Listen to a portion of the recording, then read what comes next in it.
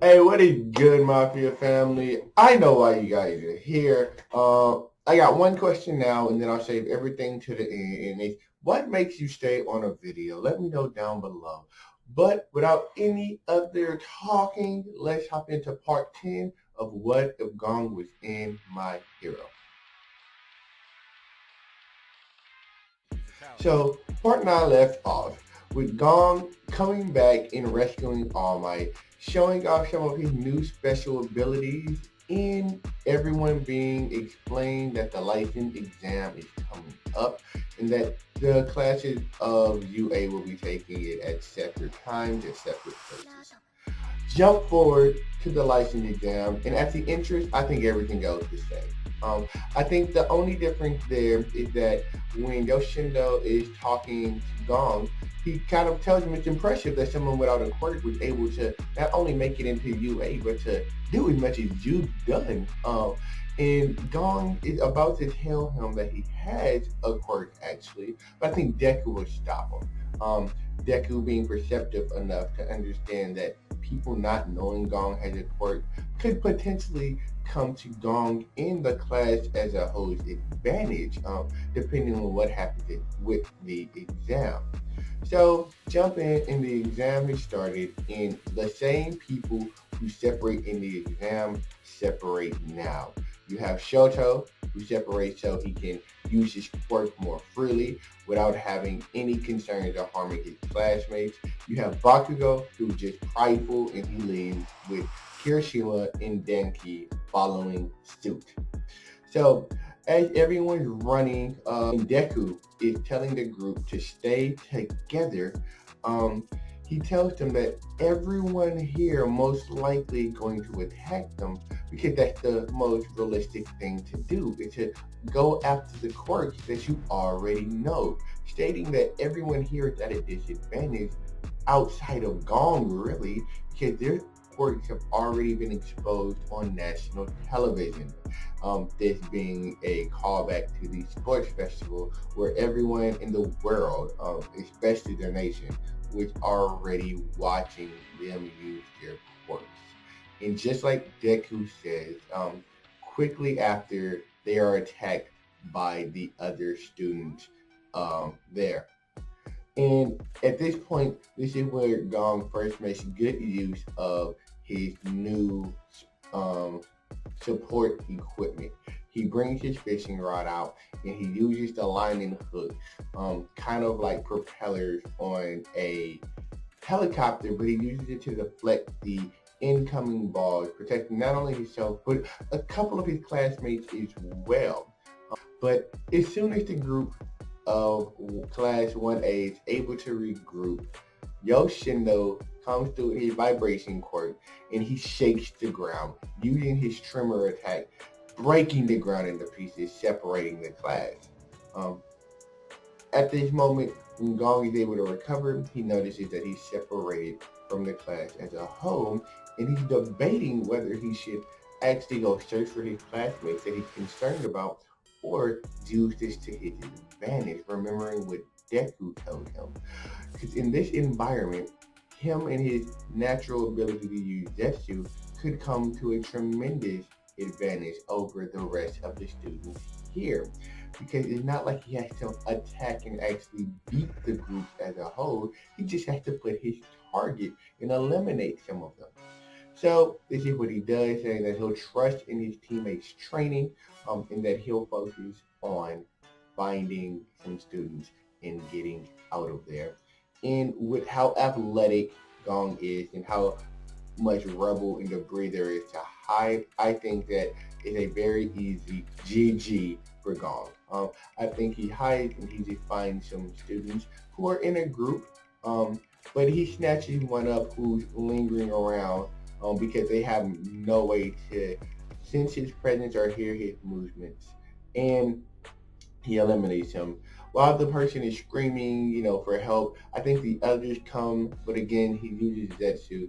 He kind of disappears his aura, he moves away, and he quickly gets another one. He smiles at them, and then he gets the announcement to head to the waiting room. I think he gets there a little after Shoto, actually. I still think Shoto is the first person to pass in Class 1A because he passed fairly quickly after Yoshindo used his quirk. So I think he gets there before Momo and their group, but after Shoto. And I think he spends the time there talking to them, especially because I don't think he talks to that group a lot. You kind of asked me how their, you know, exam went and what they encountered while they were there. Then we get to part two because everyone passes. Yay! And in part two, it's the same thing. But I think here Gong is with Ojiro. I think him and Ojiro throughout the series have grown fairly close, given that um, his first person he teamed up with was Ojiro, and then during the training camp he teamed up with Ojiro again. I think during this part as well he teams up with Ojiro. I think it's somebody that he really trusts and that he would really want to help out in the future as well. And I think that they are searching for people in the debris, and this is when Gong will use Ren for the first time. Ren being a technique where Gong can expand his aura and kind of fill out everybody and everything that was in that range. And where he tells Ojiro in the group that he's not mastered the ability yet. He has used it and learned enough about it that he thinks it'll be an assistance here, and that's exactly what it is. So they use Gong to kind of help detect people to rescue. And while they're doing that, Gang Orca attacks. Gong says that he's gonna find out what it is, and he quickly shoots over there to where Gang Orca is, using his name to enhance his legs so he can get there even faster.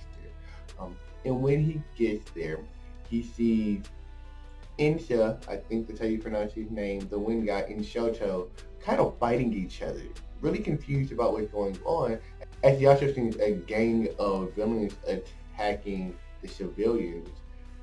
He doesn't feel like he has time to process what's going on with those two and quickly runs to protect the civilians. At that point, he sees Deku flying in and rescuing Yoshindo from a stray attack that happened between Shoto and Insha, screaming at them, "What are they doing?" Um, at that point, he notices that there's enough people who are rescuing the civilians, and he goes in to attack some of Gang Orca's crew.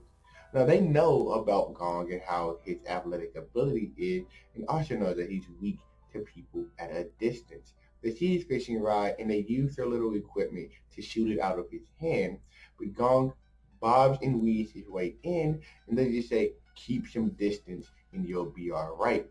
At this point, Gong is charging up Nin in his hand, and he actually uses it and uses Scissor, which is a transmuter slash emissions technique that he learned while he was training on the island, giving him some additional reach to attack his targets.